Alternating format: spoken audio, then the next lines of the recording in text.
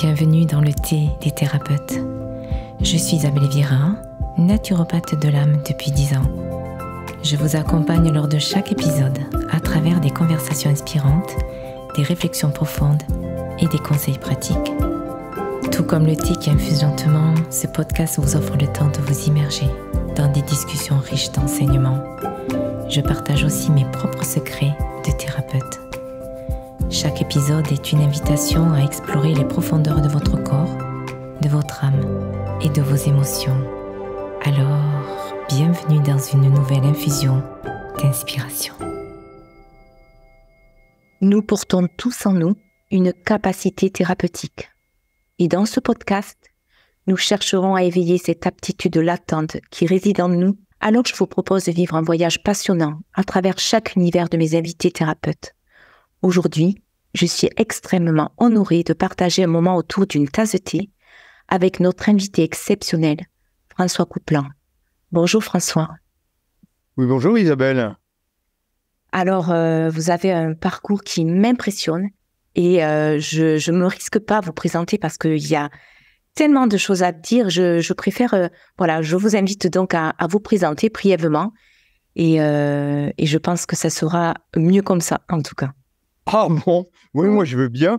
J'ai pas très grand chose à dire. Je suis un être humain qui vit sur Terre depuis presque 3/4 de siècle, qui apprécie sa vie sur Terre, et surtout parce que je partage beaucoup de mon temps avec des gens, avec des personnes bien sûr, mais aussi avec d'autres êtres vivants, avec des plantes, et que je trouve ça absolument génial, et que je n'ai pas fait le tour de la question, et que je suis loin de l'avoir fait, que je ne l'aurais jamais fait, certainement, mais qu'au quotidien, ça enrichit grandement ma vie, et que je suis très heureux de partager cette relation que j'ai développée avec les plantes, de la partager avec d'autres êtres humains qui ont envie de regarder un petit peu différemment autour d'eux que ce à quoi on est habitué. Je pense que ça fait du bien et que c'est même important. Voilà, exactement. En tout cas, je souhaite préciser donc à nos auditeurs, vous êtes ethnobotaniste et vous êtes vraiment spécialiste vraiment des utilisations traditionnelles des plantes sauvages et cultivées que vous avez étudiées sur les 5 continents. Est-ce que vous pouvez nous en dire plus ? Bah oui, je pourrais vous en dire plus, mais je ne saurais pas par où commencer, moi. Justement, j'ai commencé à m'y intéresser quand j'étais tout petit, avec... alors, sur les 5 continents, moi, j'ai commencé tranquillement par les plantes qui poussaient autour de moi, dans mon Paris natal, dans mes Alpes de vacances, dans différents coins de France et de Navarre. Et puis, effectivement, j'ai eu envie d'aller voir comment ça se passait dans le reste du monde. Et comme je disais tout à l'heure, je suis loin d'en avoir fait le tour parce que c'est immense, c'est énorme, que c'est une découverte non seulement des plantes, mais aussi de la façon dont les gens se relient aux plantes dans différentes cultures. C'est très différent de la nôtre et c'est une inspiration, quoi. Tant mieux, parce que nous, on en est quand même vachement éloignés et franchement, ça m'embête, quoi. Ça m'embête. Il y a c'est la base de mon boulot. On a remarqué, ça me keeps me busy, comme on dit. Hein. Ça me garde occupé, quoi. Voilà. Oui, c'est vraiment une passion pour vous de vraiment, apprendre aux personnes vraiment qui ne connaissent pas tous ces végétaux comestibles méconnus, mais surtout vous les sublimez en fait, parce que en fait vous parcourez le monde aussi pour permettre de retrouver ces saveurs oubliées de ces plantes sauvages. Ouais, bien sûr. Enfin, le côté saveur, c'est l'accroche, hein, quand même. Le côté saveur, oui, bien sûr, c'est bien, parce que on a besoin de manger d'abord, parce que on aime bien ce qui est bon.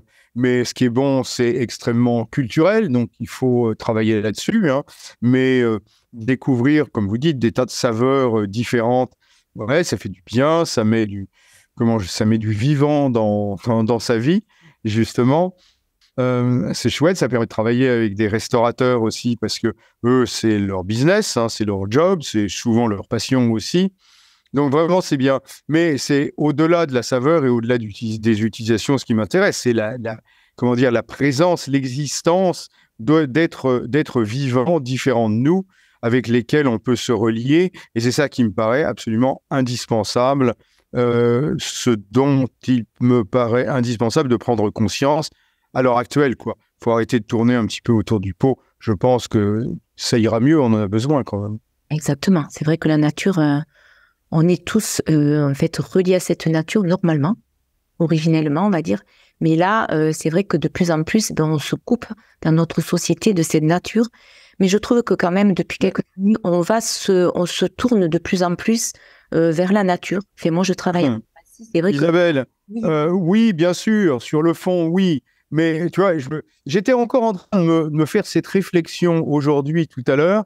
J'étais en train de pique-niquer dans la Gruyère, là au-dessus du joli lac de la Gruyère, avec la Béra au fond, les préalpes, joli mignon et tout. Je me disais, mais pour la plupart des gens, ça, c'est de la nature. Mais en réalité, c'est pas du tout de la nature, c'est de la campagne. Donc, pour la plupart des gens, la notion de nature n'est pas, en tout cas la mienne, et n'est pas celle que je pense être juste, c'est-à-dire un environnement qui n'a pas été modifié par l'homme. Si tant est que ça existe, c'est paradoxal, bien sûr, parce que ça a existé, ça existera, et donc ça existe toujours, hein. Mais ça ne se manifeste pas en ce moment parce que l'homme a modifié son environnement depuis 10 000 ans, dans nos régions depuis 6 à 8 000 ans quand même, mais d'une façon tellement drastique et d'une façon tellement culturellement ancrée dans le vécu de nos concitoyens que c'est même difficile de se rendre compte de ce que peut être une véritable nature. Et donc, moi, j'en souffre de ça. Franchement, j'en souffre. Et c'est la raison pour laquelle je suis en mouvement pour tenter de montrer autre chose, quoi. Parce que la vraie nature, elle existe de toute façon. Elle commence, elle prend naissance déjà dans les mauvaises herbes de son jardin. Donc, tout le monde y est confronté, et je dis bien confronté, parce que la plupart du temps, la vraie nature, sous forme par exemple des mauvaises herbes, est quelque chose que l'on cherche à détruire, à éliminer, parce qu'on n'en veut pas. Donc, on est dans une double contrainte, une contradiction profonde, en disant « j'aime la nature », mais en même temps, on la détruit, la nature, parce qu'on n'a pas pris conscience de ce que c'était réellement.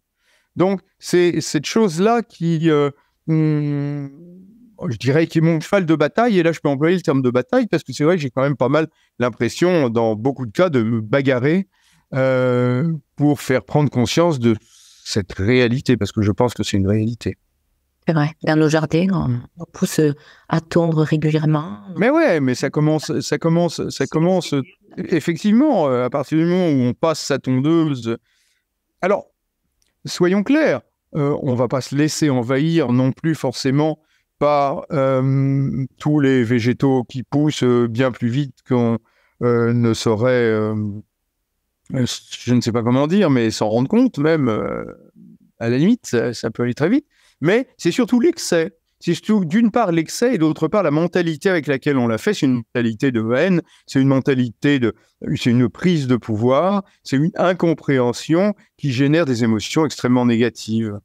Je me souviens un ami à moi qui s'appelle François Terrasson et dont il faut absolument se remémorer l'existence et l'action, a écrit un livre qui s'appelle La peur de la nature, où il explicite très bien ce sentiment extrêmement négatif qui fait réagir les gens envers la nature dès qu'ils en perçoivent des manifestations. Il avait totalement raison de ce côté-là, et ça n'a pas beaucoup changé depuis qu'il a écrit ce bouquin il y a une trentaine d'années. Alors aujourd'hui, pouvez-vous nous expliquer ce qu'est exactement une plante sauvage comestible et pourquoi elles sont si importantes? Je n'ai pas bien compris la question. Alors, est-ce que vous pouvez nous expliquer, François, ce qu'est exactement une plante sauvage comestible? Ce qu'est une plante sauvage comestible, c'est un concept, évidemment. C'est un concept, parce que c'est comestible pour nous, pour les êtres humains. Donc, c'est ethnocentré, c'est humano-centré. Et une plante peut être comestible pour un autre animal, pour un autre être, ou qu'elle soit comestible ou pas comestible, on s'en fiche, on s'en tamponne, c'est pas grave, c'est pas tellement la question. Mais effectivement, pour nous, si on veut parler de plantes sauvages comestibles pour les êtres humains, eh bien, je ne sais pas quelle définition je peux en donner. C'est une plante qu'on va manger et qui ne va pas nous rendre malades et qu'on peut... voilà, c'est déjà pas mal comme ça. Comestible, après, ça veut dire que culturellement, on se donne le droit de la manger. Alors, avec la plupart des plantes sauvages, on les a oubliés parce que d'un point de vue socio-culturel, c'était très mal vu de manger des plantes parce que c'était un truc de paysan, quoi. Ça remonte à l'époque féodale, ça remonte à un millier d'années, quelque chose comme ça quand même, en Europe occidentale, parce que dans le reste du monde, c'est beaucoup plus récent, c'est lié au développement justement de la culture occidentale, qui elle-même donc est basée sur cette dichotomie entre classes, riches et pauvres, les riches ne mangeant pas de plantes sauvages, les pauvres n'ayant que des plantes sauvages ou des plantes rustiques à manger pour se nourrir. C'est une longue histoire qui est assez complexe, que j'arrive à expliquer de façon simple, je pense, mais qui est toujours d'actualité. Donc, c'est du vieux, c'est de l'ancien, hein. C'est du socio-culturel, encore une fois. C'est une question de symbole de statut, hein, alors qu'on se croit des êtres modernes et libérés de toute notre lutte de classe et de tout ce qui s'ensuit, quoi. Là, on se fiche le doigt dans l'œil assez profond. Voilà, alors je tiens à préciser aussi que vous avez fondé en 2008 le Collège pratique d'ethnobotanique. Il propose une formation complète sur 3 ans, vocation professionnelle. Est-ce que vous pouvez nous en dire plus? Oh oui, je peux, bien sûr, oui. Oui, moi, ça fait 50 ans que je donne des stages, donc que j'emmène les gens dans la nature pour partager avec eux des moments avec des êtres vivants non humains, en l'occurrence des plantes, pour apprendre à les rencontrer déjà. Ça s'apprend, ça se fait pas forcément tout seul, à les connaître, à les récolter, à les cuisiner, et puis, voilà, les déguster ensemble de façon conviviale. Et puis, au bout d'un certain temps, je me suis dit que je voulais travailler de façon plus soutenue, plus sérieuse, plus suivie, avec un certain nombre de personnes. C'est pour ça qu'il y a 15 ans, j'ai monté le Collège pratique d'ethnobotanique. Donc, j'ai formé à peu près 200 élèves. Là, maintenant, c'était en présentiel, près de Lyon. J'emmenais les gens sur le terrain, dans différents coins, en Bretagne, en Corse, en Valais, en Haute-Provence, dans différents endroits pour voir les différentes flores qui existent en Europe occidentale. Donc, très bien, très bien. Et puis ça, voilà. Et puis maintenant, là, et c'est tout nouveau, vous en avez la primeur, j'en ai encore pas parlé, oui. Mais à partir de la fin du mois de septembre 2023, donc, je la lance en ligne, cette formation, parce que j'arrive plus à suivre, j'ai trop d'élèves, j'ai trop de travail. Et donc maintenant, ma formule, c'est toute la base de la théorie se fera en ligne sur un site dédié, hein, qui est très au point, avec des tas d'exercices ludiques, des cours, des vidéos, des tas de machins. C'est vachement bien prévu, quoi. Et puis, à côté de ça, il y aura du travail sur le terrain qui va se faire avec certains de mes anciens élèves, puisque j'en ai beaucoup, un petit peu à travers toute la francophonie européenne, on va dire. Et donc, les gens qui s'y inscrivent, ça va durer 3 ans, hein, quand même. C'est pas rien, c'est quand même un gros programme. C'est une formation professionnelle, hein. C'est pour les gens qui vraiment veulent arriver à comprendre non seulement les plantes, la botanique, mais également le rapport que l'homme entretient avec la nature, qu'il entretient depuis le début des âges, et qu'il entretient toujours d'une façon un peu biaisée, puisque, comme je l'ai dit, ça engendre des tas de problématiques qui sont graves et dont on n'a pas conscience.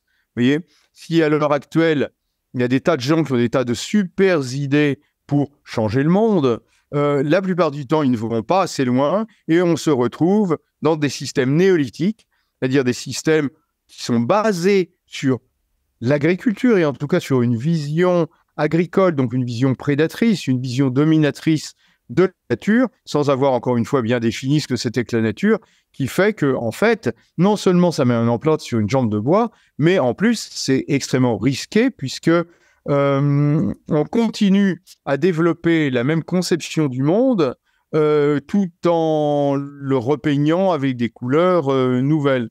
Donc, ça marche pas. Il faut vraiment regarder la chose de façon honnête et se baser sur une autre façon de concevoir la relation que l'être humain peut avoir sur le monde. Donc, c'est ça la base de cette formation. Il y a beaucoup de théorie là-dedans parce qu'il faut bien définir ce que c'est que la nature, il faut comprendre ce que c'est que les systèmes agricoles, par exemple, quel est leur intérêt, mais quels sont leurs dangers, également. Et puis, voilà, il faut aborder les plantes sauvages comestibles, bien sûr. Mais dans ce cas-là, il faut bien sûr glisser sur les plantes toxiques. Il faut évidemment parler de l'identification des plantes, de l'identification précise. On ne peut pas se contenter d'à peu près, hein. On est extrêmement pointu dans les connaissances qu'on apporte aux gens. Et puis, il faut parler des plantes médicinales, par exemple, aussi. C'est un grand truc à la mode, les plantes médicinales. Honnêtement, la plupart des gens, ils n'y comprennent rien, quoi. Je veux dire, c'est quelque chose qui est flou. C'est quelque chose qui est flou. Or, il faut qu'on ait une vision du monde extrêmement précise, qu'on ait une façon de se relier à ce qui existe et à nous-mêmes qui soit, allez, on va dire, aussi juste que possible. Et ça s'improvise pas. Donc voilà la raison d'être de cette formation qu'on va lancer là, à la fin du mois et qui sera... Ouais, c'est quand même bien. On transmet des connaissances d'un niveau universitaire à des gens pour lesquels il n'y a aucun prérequis. Il n'y a pas besoin d'avoir quelques bagages que ce soit pour y entrer parce qu'on a une méthode pédagogique ça fait quand même 15 ans qu'on la travaille au quotidien. Donc voilà, on a des trucs vraiment sympas à proposer. En tout cas. Ouais, c'est bien. Voilà, on donnera d'ailleurs toutes les informations dans le lien sur le podcast. Voilà, s'il y a des personnes qui sont intéressées et prendre contact, il y aura tout ça. Absolument. C'est pas encore sur mon site, mais ça va y être bientôt. Mais si les gens ont des questions, moi j'adore répondre aux gens. J'adore les plantes, j'adore les gens, donc ça fait bon ménage, quoi. Voilà. Est-ce que vous pouvez nous donner quelques exemples de plantes sauvages comestibles courantes que l'on peut trouver, dans nos jardins et que on n'en a pas forcément conscience en fait.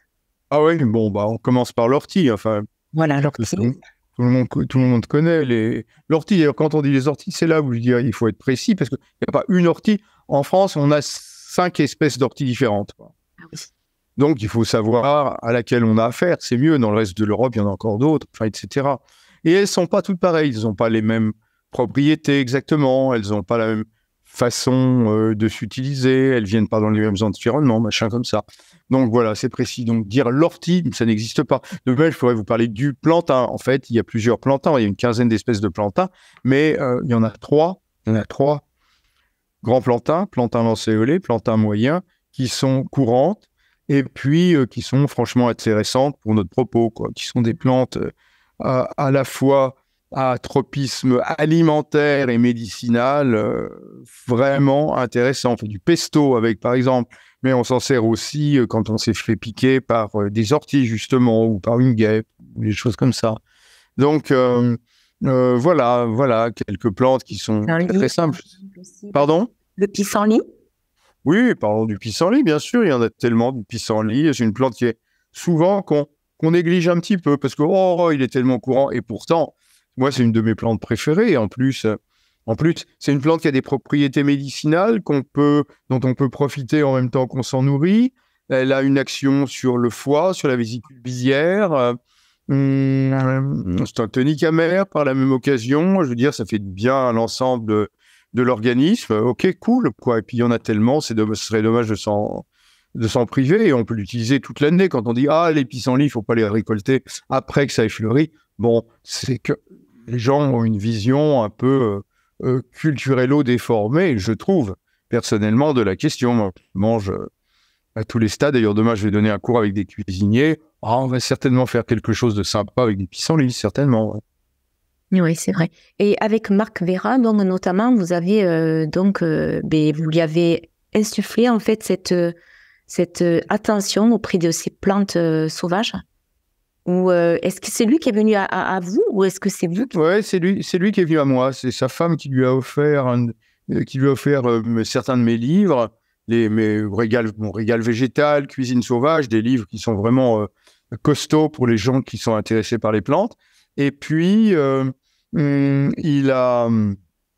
ensuite il s'est inscrit à mon association et puis ensuite on s'est mis à travailler ensemble et c'est un bon. Il a fait du bon travail avec les plantes. Hein. Voilà, c'était il y a un certain temps. Oui. Maintenant, ça a changé un petit peu, mais c'est une inspiration. Vraiment, c'est quelqu'un qui travaille bien, quoi.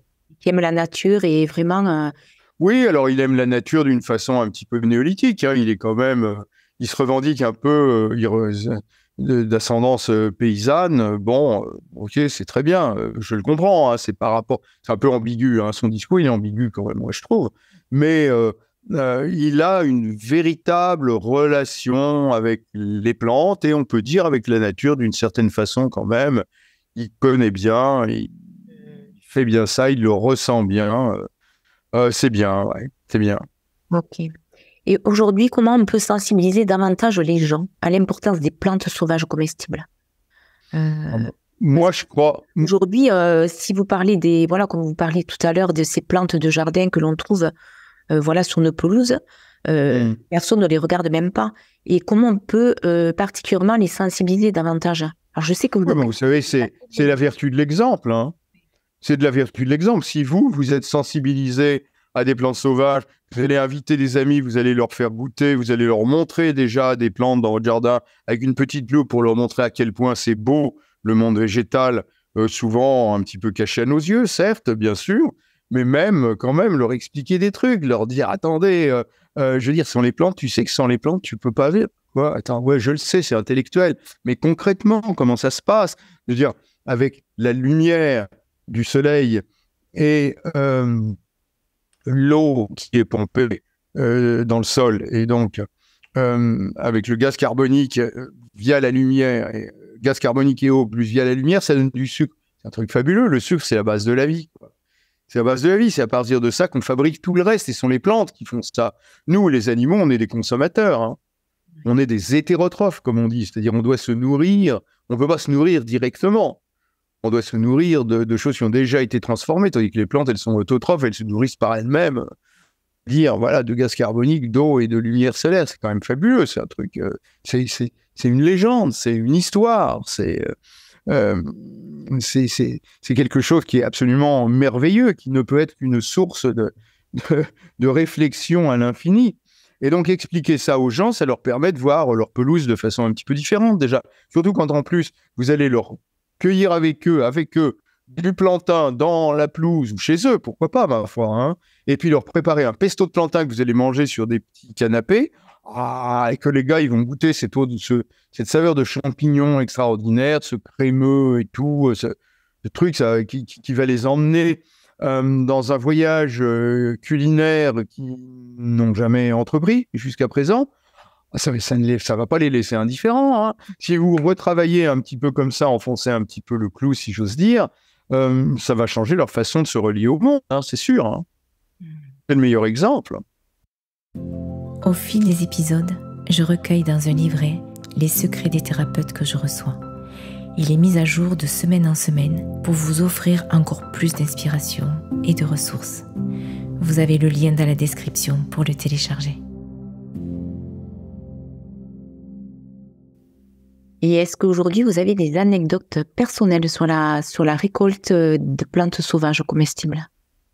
Par exemple. Expérience, justement, vous avez parcouru le monde entier et peut-être que, à un moment donné, vous êtes tombé sur une plante, voilà, qui vous a vraiment inspiré justement à créer un plat ou à partager ou voilà. Je sais. Oui, mais il y en a des milliers de plantes comme ça.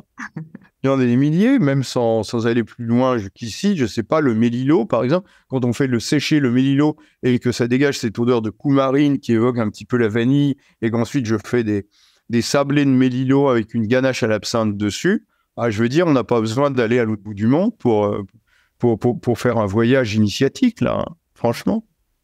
Et justement, est-ce que vous auriez une petite recette ou un conseil de cuisine à partager? Bon, j'en aurais plein, oui. Et là, il y en aurait une. Précisément. Ouais, qu'est-ce qui vous est peut-être qui viendrait à l'esprit aujourd'hui, ici et maintenant? Je sais pas, il y en a tellement, ça se bouscule au portillon. Faut m'aider un peu, Isabelle. Un conseil de cuisine peut-être pour nous donner envie vraiment de retrouver ces saveurs avec des plantes voilà, qu'on n'a pas forcément l'occasion ou justement l'idée d'inclure dans nos repas. Voilà, comment on pourrait les intégrer ou surtout si vous avez des recettes, surtout des petites recettes faciles Oui, mais c'est mignon, mais j'en ai 200 là. Ah oui, une qui vous plaît particulièrement aujourd'hui. Mais je ne sais pas, non, je ne sais pas, un soufflé d'ortie par exemple, c'est le soufflé d'ortie parce que Voilà, ça se prépare comme un soufflé, mais on fait cuire des orties, on fait tomber des orties à la poêle avec quelques oignons, et puis on les mixe et on mélange ça à son appareil à souffler, par exemple. Alors du coup, ça devient, voilà, un soufflé. Bon, c'est bien les soufflés, c'est un peu festif déjà. Hein, c'est parce que c'est quand même, voilà, il y a la cuisson, il faut pas que ça attende. Bon, voilà, ça fait saliver quand même, mais un soufflé avec les orties, voilà, on combine la sauvagerie et puis la sophistication de la recette de cuisine bourgeoise qui fait classe, quoi. Donc voilà, c'est un exemple. Et moi, je sais pas, enfin, je veux dire, moi, personnellement, mon utilisation des plantes, habituellement, mais elle est hyper basique, hein, je veux dire, c'est un oignon, revenu, quelques carottes, revenu, plein de plantes, toutes sortes de plantes différentes. On parlait de pissenlits, ça peut être des pissenlits, ça peut être de l'égopodes, j'adore l'égopodes. Voilà, ça peut être des orties, ça peut être un mélange de toutes sortes de plantes, évidemment. Et puis après ça, je vais ajouter, par exemple, un morceau de fromage. Ou une autre fois, je vais ajouter des anchois, ou je vais faire une bagna cauda, par exemple, avec des anchois. Je fais la bagna cauda au lait de soja, parce qu'avec les lécithines du lait de soja, ça monte bien, ça fait une crème. C'est une recette piémontaise de bagna cauda avec des anchois. Et ça, avec des plombs sauvages, j'en ai l'eau à la bouche. Ça donne envie. Ah bah ouais, ça me donne envie déjà, moi. Et aujourd'hui, si je revenais un petit peu à l'être, à vous, François, l'être humain, aujourd'hui, comment vous faites face à des moments difficiles dans la vie et pour donner peut-être des petits conseils, des petites clés aux auditeurs, parce que c'est vrai que vous avez vécu beaucoup de choses et je pense que vous avez traversé beaucoup de défis aussi, sûrement, dans votre vie. Et comment vous faites face à des moments difficiles dans votre vie? Est-ce que vous avez des petites clés à nous partager? Oui, écoutez, c'est le cas en ce moment. Ma femme est malade, gravement malade en ce moment. Oui. C'est arrivé, boum, comme ça, tout d'un coup, de façon totalement inattendue. Et on le vit, quoi. On le vit au quotidien. La seule chose, c'est de vivre le moment présent. C'est la seule façon d'être, de toute façon, à la vie. Je veux dire, je vois tellement de gens qui se sentent mal ou de propositions de retrouver son véritable soi-même ou des trucs comme ça. Enfin, je veux dire, pour moi, il n'y a pas de question parce que je vis ce que je vis au quotidien tel que c'est, et je vis chaque minute comme si c'était la dernière minute de ma vie, quoi. Donc, c'est très simple. Donc, du coup, malgré cette maladie, on continue à vivre, alors pas de façon normale, parce que ça change notre quotidien, justement, bien évidemment, hein, tous les jours, c'est du travail. Et on est là, on est heureux d'être ensemble. Si l'un ou l'autre meurt demain, l'un ou l'autre meurt demain, c'est certainement, on ressent ça comme étant dommage, mais on l'accepte. Je crois que la chose, c'est de, comme je disais, vivre le moment présent et donc d'accepter tout ce qui nous arrive dans le moment présent. À ce moment-là, il n'y a plus vraiment de bien et de mal. Oui, il y a de la douleur. Enfin, quand des fois je me réveille le matin et puis que j'ai le dos en capilotade pour une raison connue ou inconnue, d'ailleurs, ça m'ennuie, je me sens pas bien, puis je vais râler pendant toute la journée, d'accord, mais je suis là et j'arrive quand même à dire merci. Donc c'est ça, vivre le moment présent, accepter ce qui nous est donné et en plus remercier pour ce qui nous est donné. Il n'y a pas d'autres, il n'y a pas d'autres petits trucs à d'autres conseils à donner, quoi. Il y a ces 3 conseils et puis ça marche, et ça marche. C'est sûr. Une autre chose, par contre, qui est peut-être un peu plus liée à une réflexion, mais qui est à la base, finalement, de tout ça aussi, je crois, parce que ça aide à comprendre le monde, parce qu'on est des animaux très intellectuels, évidemment, et on a plein de problèmes parce qu'on n'arrive pas à comprendre le monde, on ne peut pas comprendre le monde. Le monde, c'est, comment je peux dire, il est continu. Il est continu, alors que notre cerveau, il travaille de façon discontinue, de façon concrète. Oui. C'est comme si on essaye de percevoir de la musique analogique, on transforme la musique analogique en musique numérique. On arrive à quelque chose qui est assez bien, on arrive à se tromper, mais c'est pas exactement la même chose. Donc, le monde, c'est ça, c'est de la musique analogique, c'est du continu. Nous, notre perception du monde, c'est haché, c'est discret, c'est des fragments. Donc, évidemment, notre cerveau, il peut pas comprendre. Donc, on flippe. La plupart des gens flippent parce qu'ils n'arrivent pas à comprendre et ils voudraient comprendre. Vouloir comprendre, c'est une prise de pouvoir. C'est une prise de pouvoir sur le monde. Donc, mon conseil, la chose à faire, c'est très simple, c'est lâcher prise. C'est se dire, je peux pas comprendre, je peux pas comprendre. Donc, acte. Voilà, c'est tout. Et c'est là, à ce moment-là, qu'on se rend compte qu'il y a des moyens. Il y a un des moyens, c'est la pensée paradoxale. La pensée paradoxale, c'est telle chose est vraie et son contraire est vrai en même temps. Il n'y a pas de bien, il n'y a pas de mal. Oui, il ne peut pas y avoir de bien sans mal. Ou même quand je me sens vraiment mal, en ce moment c'est difficile, je vous l'ai confié, eh bien en même temps, je me sens parfaitement bien, quoi. Oui. Ou un autre exemple, on parlait de la nature tout à l'heure, alors se pose souvent la question, est-ce que l'homme fait partie de la nature ou non ? Ma réponse, elle est très simple. Et pour la plupart des gens, ça les gêne beaucoup. Et puis, ça devient à la fois Renan Poigne parce que les uns disent « Oui, bien sûr, l'homme fait partie de la nature. » Oui, d'accord. Mais alors, à ce moment-là, ça veut dire « Oui, c'est l'Anthropocène. On accepte l'Anthropocène. On accepte la pollution totale de notre monde puisque de toute façon, quand l'être humain agit, c'est la nature. » Ah, d'accord. Ok, très bien. Ou alors, il y a les autres, style Greta et compagnie, qui disent « Ah non, mais l'être humain, il détruit tout. » Ou voire écologie profonde, c'est pas vrai. D'ailleurs, Arnonès, il dit pas ça. Mais enfin, il y a des gens qui vont pousser le bouchon et qui vont dire « Ah oui, il faudrait détruire l'humanité parce que c'est un cancer sur la face de la Terre. » Oui, d'accord. Ok, donc la nature, l'homme ne fait pas partie de la nature, donc il faudrait l'éliminer. Ok. Moi, ma perception, je dis bien ma perception, c'est pas autre chose, c'est un ressenti, mais c'est aussi une conceptualisation, mais bien sûr, c'est aussi une pensée. Tout travaille ensemble, y compris les émotions d'ailleurs. Et puis, voilà, c'est de dire, mais l'homme ne fait pas partie de la nature, ok, mais en même temps, l'homme fait partie de la nature. Alors voilà, pour beaucoup d'esprits cartésiens, c'est difficile, parce qu'on a tendance à penser en blanc ou noir, à penser de façon dichotomique, manichéenne, voilà. Tandis que quand ma femme est japonaise, donc je vois un petit peu mieux comment les orientaux conçoivent le monde, c'est pas de la même façon que nous, et ça marche plutôt bien pour eux, généralement. Hein. Oui. C'est une façon beaucoup plus intégrée de voir le monde, où une chose et son contraire peuvent être vrais en même temps. L'homme fait partie de la nature, mais l'homme ne fait pas partie de la nature. Ok, ceci est vrai, et ceci n'est pas vrai en même temps. Par exemple, la perfection existe, mais je ne peux pas l'atteindre. Et pourtant, je dois faire tout ce que je peux pour l'atteindre. Vous voyez ? Oui. C'est des sortes d'allers-retours de la pensée qui font qu'on vit dans une dynamique constante et non pas dans des opinions figées qui sont mortifères, quoi, et que je vois constamment autour de moi. C'est pour ça que j'ai des trucs à proposer aux gens, ouais, vraiment, réfléchir différemment, ouais. Et ça, sont les plantes qui me l'ont proposé, c'est pour ça qu'on a cette formation sur 3 ans, parce que c'est ce qu'on apprend aux gens, au final. C'est pas seulement aller faire de la soupe d'ortie et du pesto de plantain, non, bien sûr, c'est apprendre à vraiment comprendre le monde et se comprendre soi-même d'une façon qui marche, d'une façon efficace, d'une façon qui fonctionne, d'une façon vraie et juste, allez, on va dire, carrément. Mais oui, mais c'est vraiment un beau chemin, en tout cas. Vous êtes... Bien, ouais. C'est vrai, vous êtes vraiment quelqu'un de vraiment, on va dire, riche d'expérience. Et c'est vrai que, en plus, vous êtes l'auteur de quelques 120 ouvrages, dont 2 encyclopédies. Comment vous avez eu le temps de créer tous ces ouvrages ? Parce que ça représente toute une vie. Parce que je fais rien d'autre, hein. Ouais. Je fais rien d'autre et je dors pas beaucoup, donc ça va bien, hein.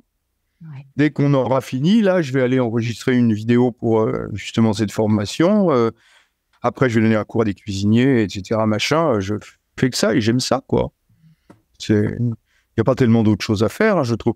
Je prends le temps de lire, mais je prends le temps de lire quand même. Je prends le temps de lire, je prends le temps de passer du temps avec Keiko, avec mes enfants quand ils sont là. Bon, voilà, c'est bien intégré, ça va bien. Donc le temps, et puis écrire. En plus, maintenant, j'ai un nouveau système, je parle et ça transcrit ma voix. Bon, après, il faut tout relire, tout réécrire, bien sûr, évidemment, mais il y a des moyens, c'est pas très compliqué, je trouve, puis j'aime beaucoup écrire parce que ça permet vraiment de poser les choses, quoi. Ça permet vraiment, pour moi, en tout cas, je suis quand même un intellectuel quelque part. J'arrive pas à tout garder dans ma tête comme le font et des gens qui vivent dans la tradition orale, par exemple, qui sont ils ont toutes sortes de choses dans la tête. Non, moi, je passe par l'écrit. Oui, mais c'est déjà très beau parce qu'au moins, on peut en profiter. Et est-ce que vous pouvez nous donner des conseils pour stimuler l'immunité ? Voilà, est-ce que vous avez des astuces? Ouais, alors non. Plantes, Non, parce que je suis pas du tout partisan de stimuler l'immunité. C'est une ineptie. Oui. C'est une ineptie. Dans certains cas, il faut stimuler l'immunité. Dans d'autres cas, regardez un petit peu toutes les maladies auto-immunes qui existent, et il y en a de plus en plus. Donc, stimuler l'immunité, je suis encore content que vous n'ayez pas dit booster l'immunité parce que ça m'énerve. C'est ridicule, c'est grotesque. Enfin, non, c'est pas de ça qu'il s'agit. Il faut pas stimuler l'immunité. Il faut équilibrer son système immunitaire comme il faut équilibrer l'ensemble de l'organisme. Il ne s'agit pas de travailler spécifiquement sur le système immunitaire. C'est tous les systèmes qui doivent fonctionner de façon harmonieuse. En homéostasie, comme on dit, c'est-à-dire récupérer ce qui va pas d'un côté, c'est un équilibre. Ça, les orientaux, ils ont bien compris le truc. Nous, les occidentaux, on est des gros bœufs quand même. Stimuler le système immunitaire, ou encore pire, booster le système immunitaire, non, ça m'énerve. C'est vrai que... Désolé Isabelle. Hein. Non, mais je vous en prie, c'est bien que vous soyez honnête et franc. Alors moi, c'est vrai que j'aime autant. Hein. Je suis naturopathe et je conseille énormément de personnes. Et c'est vrai que là, on arrive à la fin de l'été. Et beaucoup de personnes qui, justement, me consultent et me demandent vraiment des conseils pour affronter l'automne et après l'hiver. Donc, du coup, on me demande souvent des conseils pour être plus en forme, retrouver l'énergie. Alors, ma chère, c'est tout un ensemble. Moi, je leur dirais, il faut vivre bien. Exactement. Alors, c'est vrai que mais c'est pas compliqué. Moi, je leur dirais, mais attends, mais regarde, mais prends contact avec la petite plante qui pousse toute seule, là, ici. Pour moi, ça sera la meilleure thérapie. Ça sera elle, ton thérapeute. Mais t'attends pas à ce qu'elle vienne te serrer la main et à te donner des conseils audibles. Non, c'est la relation que tu vas développer avec elle et avec ses copines et avec d'autres. La relation que tu vas développer avec le monde. La relation que tu vas développer avec toi-même. Et logiquement, les plantes sauvages que tu vas mettre dans ton assiette parce que c'est logique, parce que c'est normal, parce que ça fait partie des bases même de la vie. Oui. C'est tout un ensemble. Je ne vais pas donner des conseils pour dire ceci, pour dire cela. Non, moi je suis désolé, non. Non, c'est tout un ensemble. Donc, C'est vrai. Alors moi je dis souvent, moi ce que je conseille aux gens, c'est l'être humain, ce n'est pas uniquement ce qu'il mange, c'est aussi ce qu'il voit, ce qu'il entend, ce qu'il respire, ce qu'il vibre. C'est tout un ensemble et c'est vraiment dans sa globalité. Donc, moi, je vois souvent des gens qui mangent parfaitement, mais alors une alimentation équilibrée, qui est quand même assez bio, etc. Mais paradoxalement, ils ont justement toujours une petite énergie. Mais une petite énergie. C'est-à-dire que... petite énergie, oui. Voilà, ils ne comprennent pas pourquoi ils sont tout le temps fatigués. Et quand j'arrive un peu plus dans la conversation à savoir, connaître un peu plus leur hygiène de vie, leur mode de vie, le stress, etc., je me rends compte qu'il y a soit un gros stress qui est là, latent en permanence. Par exemple, ils vivent au milieu d'un environnement où ils ne se sentent pas en paix. Et voilà. Ils vont avoir peut-être des problèmes au niveau du travail, mais ils persistent avec ce travail automatiquement. Oui, je comprends bien. Alors, on peut manger super bien, mais à côté de ça, en fait, il y a un déséquilibre qui se crée et automatiquement, on ne peut pas trouver cette homéostasie, donc cet équilibre. C'est ça. Vraiment, l'être humain, c'est vraiment cet équilibre entre l'excès, la carence, mais aussi avec tous ces paramètres de ce qu'on voit, ce qu'on ressent, ce qu'on écoute, ce qu'on respire, ce qu'on vibre, ce qu'on va aussi penser. Enfin, c'est tout un ensemble qui est... moi, je trouve que l'être humain, c'est vraiment un chef-d'œuvre. Et c'est l'être humain... Oui, comme tout le monde, hein, tu sais, je vais te dire, une souris, c'est un chef-d'œuvre, un moustique, c'est un chef-d'œuvre, une plante, c'est un chef-d'œuvre, on vit en toit de chef-d'œuvre. Enfin, je veux dire, l'évolution, c'est un chef-d'œuvre. C'est quand même, faut le faire, quoi. C'est quand même extraordinaire. Donc ça, c'est un ensemble. Mais enfin, voilà, moi, mon conseil, je prêche pour ma chapelle, mais je prêche pour ma chapelle parce que j'y vis, je vis dedans et que ça marche, c'est, mais putain, reliez-vous aux plantes, quoi. Reliez-vous aux plantes. Découvrez que les plantes sont des chefs-d'œuvre ambulants et que vous en avez partout. Parce que, beaucoup de plantes, parce que se relier à un moustique, c'est un peu plus difficile. Se relier à une souris, c'est un peu plus difficile. Se relier à des animaux, en général, il y a des gens qui y arrivent bien. Je connais des gens qui se relient aux insectes, qui se relient aux oiseaux, voire aux chauves-souris, c'est bien. D'accord, très bien. Mais ils en ont un peu moins envie et puis on ne peut pas s'en nourrir non plus. Voilà. Tandis que les plantes, elles sont là, elles sont partout, on peut se relier à elles donc facilement. En plus, elles nous nourrissent, elles nous donnent la vie. Les plantes, source de vie, quoi. C'est le nom de notre association, ça, les plantes, source de vie. comment je peux dire, elle nous apporte vraiment tout ce dont nous avons besoin. Au niveau relationnel, ok, c'est une chose, mais également d'un niveau concret, au niveau des nutriments, en particulier des micronutriments, il y a tout ce qu'il faut pour maintenir notre organisme en bonne santé. Et l'alimentation normale pour l'être humain actuel, donc habituelle, parce que pour moi, c'est pas normal, mais l'alimentation, même bio, néolithique, mais j'insiste bien, même bio, elle est carencée. Elle est forcément carencée. Quand vous allez manger même des légumes du potager, il y a des carences. Il y a des carences, on ne peut pas faire autrement. Tout le monde a des plus ou moins gros problèmes. Et c'est vrai, alors on revient dans quelque chose d'un peu plus technique peut-être, mais il est vrai qu'à certaines périodes, par exemple, ces carences se manifestent. Et donc, c'est vrai que le système immunitaire, bat de l'aile un petit peu, et puis qu'on attrape différentes maladies qu'on pourrait éviter d'attraper si on avait, on va revenir à un système immunitaire, on va dire s'il était plus performant en l'occurrence, si l'organisme avait tous les éléments et en particulier tous les micronutriments nécessaires à son équilibre. Et ça, les plantes, elles nous l'apportent sans aucun problème, quoi. Je veux dire, c'est vérifiable, c'est simple. Mais voilà, je veux bien parler de la question technique, mais je préfère de parler de l'ensemble avant, parce que c'est un petit peu ce qui m'ennuie chez certains naturopathes, c'est qu'ils ont quand même tendance à être vachement techniques, quoi, et à un petit peu de vue l'ensemble. Moi, je trouve, je connais pas tout le monde, évidemment, mais bon, voilà, c'est ma remarque. Après, voilà, c'est vrai que naturopathe, lui, il va pas cacher le problème avec un médicament. Au contraire, il va justement chercher la cause du problème. Donc, il va passer par pas mal de questions, qui va vraiment, comme je vous disais tout à l'heure, chercher un petit peu au niveau du sommeil, etc., etc. Est-ce qu'il y a eu des... Oui, absolument. Mais je trouve, par exemple, dans la thérapie, dans les propositions, que moi, personnellement, je préfère avoir une approche globale et dire manger des plantes, ça va vous apporter de façon équilibrée tous les micronutriments dont vous avez besoin, plutôt que de donner, sauf cas pathologique, j'entends bien, sauf cas pathologique dûment, comment je peux dire, validé par une autorité compétente, on va dire, mais sinon, faire des recommandations générales plutôt que d'aller donner une supplémentation en zinc, en ceci ou en cela, qui risque au contraire de déséquilibrer l'ensemble, quoi. Surtout quand c'est pas bien fait, quoi. Pour certaines personnes, plus c'est mieux. C'est pas vrai, quoi. La naturopathie, on va pas agir dans l'urgence. Normalement, c'est une technique naturelle et qui va justement faire de la prévention. Donc, donner vraiment... C'est mieux, ouais. Voilà, des conseils, au niveau de l'hygiène de vie, du sommeil, etc., etc. Favoriser un bel engrais, comme une plante finalement, avec des bons nutriments, avec de l'eau, avec du soleil, avec de la joie, avec une énergie. Et finalement, l'être humain, il peut enfin vraiment s'épanouir et éclore justement et donner de beaux fruits des crasses. Ah, c'est mignon. Exactement. Ouais. Et pour moi, c'est vraiment l'être humain, je le vois comme ça. Et donc, moi, mon travail, c'est vraiment de rééquilibrer le terrain, comme la terre d'une plante dans laquelle la plante vit. Par exemple, si on va mettre une plante de bruyère pour une plante qui a besoin d'un terrain qui va être un peu plus neutre, il va pas pouvoir proliférer. La plante va pas pouvoir proliférer, elle va pas pouvoir s'épanouir. Donc, c'est vraiment donner le bon terreau avec les bons nutriments pour que la plante puisse vraiment s'épanouir et donner de beaux fruits.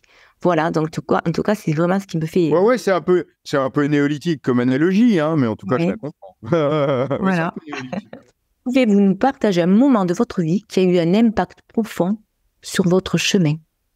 Alors, ça peut être un moment vraiment au niveau professionnel, au niveau de ce que vous voulez nous partager. Je me suis rendu compte quand j'avais 12 ans que la société dans laquelle je vivais était hypocrite parce que les gens ne faisaient pas ce qu'ils disaient, faisaient plutôt le contraire, et que ça m'a profondément choqué parce que j'étais très idéaliste et que je me suis dit, attends, il y a quelque chose qui ne va pas, et que ça a été le début, je dirais, conscient de mon observation critique de ce qui m'entoure, quoi. Et donc, d'une recherche pour rendre les choses plus cohérentes. Après, il y en a eu des tas d'autres. Vous savez, même, il y a eu d'autres choses avant, déjà, bien sûr. Comme quand j'étais petit, que j'étais gaucher, qu'on voulait me forcer à écrire de la main droite. Mais pourquoi on voulait me forcer à écrire de la main droite? Donc voilà, je me rebellais et j'ai bien fait de me rebeller parce qu'il faut se rebeller. Il faut se rebeller contre l'autorité, quelle qu'elle soit, mettre les choses en perspective, et puis ensuite, admettre ce qui est admissible, mais chercher à apporter du mieux à ce qui, à mon avis, le nécessite, quoi. Donc voilà, depuis que j'ai 12 ans, je fais ça de façon consciente. Voilà. Sinon, d'un point de vue professionnel, par exemple, ce qui m'a beaucoup marqué, c'est quand j'étais aux États-Unis. Je suis arrivé aux États-Unis, c'était dans les années 70, c'était la période post-hippie, puis il y avait des tas de rassemblements, genre Peace and Love et tout. Super, c'était vachement chouette, j'aimais bien. Et puis, on avait des rassemblements où on se retrouvait tous ensemble dans la nature, et puis on partageait des choses, quoi. On partageait... je sais pas, des ateliers sur le yoga, des ateliers sur le secret des pyramides, des tas de trucs. Et puis moi, je savais pas du tout, j'avais pas l'impression du tout d'avoir quoi que ce soit à partager. Donc, comme j'étais intéressé par les plantes, je suis allé suivre une hub walk, une balade botanique, voilà. Et puis au cours de la balade botanique, je me suis rendu compte, spontanément, quoi, j'ai répondu aux questions des gens. Et puis à la fin, c'est moi qui répondais aux questions des gens parce que j'y répondais mieux que les organisateurs, les gens qui menaient. Et alors, ce qui s'est passé, c'est que, comme c'était aux États-Unis, je veux dire, puis dans un contexte ouvert, les gens, à la fin de la session, ils me disent « Mais attends, mais tu sais plein de choses, je veux dire, tu sais plein de choses. Maintenant, c'est toi qui vas prendre notre place, c'est toi qui continue, quoi. » Ça aurait été en France, les gens, ils m'auraient dit « Écoute, la prochaine fois, va suivre un atelier de yoga et puis viens pas marcher sur nos plates-bandes. » Voilà, parce qu'on est un peu comme ça, quand même, ici, dans l'Hexagone. Et donc, du coup, ça m'a fait prendre conscience que je savais des choses, que je pouvais partager des connaissances et des ressentis avec d'autres personnes. Et c'est ce qui m'a mis le pied à l'étrier dans ma carrière d'enseignement, je dirais. Voilà. J'en aurais toutes sortes d'autres, mais en tout cas, merci beaucoup. Ça a été des moments importants, charnières, on peut dire, quick, dans mon existence, ouais. D'accord. Mais en tout cas... Je tiens à vous remercier vraiment chaleureusement, François, d'avoir partagé votre univers avec nous dans du podcast Le Thé des thérapeutes. Et ça a été vraiment un moment magnifique, riche d'enseignements. Et est-ce que vous avez envie de partager un dernier petit conseil ou ça sera tout pour aujourd'hui? C'est toujours la même chose, de toute façon. C'est toujours la même chose. Tout ce que je peux proposer, c'est regarder autour de vous, observer, toucher, tripoter. Quand vous voyez une plante, ne vous contentez pas de la regarder, mais touchez-la, sentez son duvet, le duvet de ses feuilles, regardez-la par-dessous, regardez-la de près, froissez une feuille et sentez vos doigts. Oh, est-ce qu'elle est odorante, cette feuille? Et si elle est odorante, pourquoi est-ce qu'elle est odorante? Essayez de chercher, quoi, cherchez, prenez contact. Et puis, si vous savez que c'est pas une plante toxique, parce que ça, c'est quand même indispensable, goûtez-la. Elle sera peut-être absolument infâme, elle sera peut-être très bonne, peut-être au début, ça sera trop fort, puis après, vous direz, oh, mais attends, mais c'est intéressant, ça. Je sais pas, mais partagez avec le monde végétal qui vous entoure et il vous le rendra au centuple. Oui, c'est vrai. Merci en tout cas. Merci infiniment, François. Et un grand merci à nos auditeurs pour leur fidélité. Si vous avez aimé cet épisode, n'hésitez pas à le partager et à laisser un commentaire. Prenez soin de vous. Au fil des épisodes, je recueille dans un livret les secrets des thérapeutes que je reçois. Il est mis à jour de semaine en semaine pour vous offrir encore plus d'inspiration et de ressources. Vous avez le lien dans la description pour le télécharger.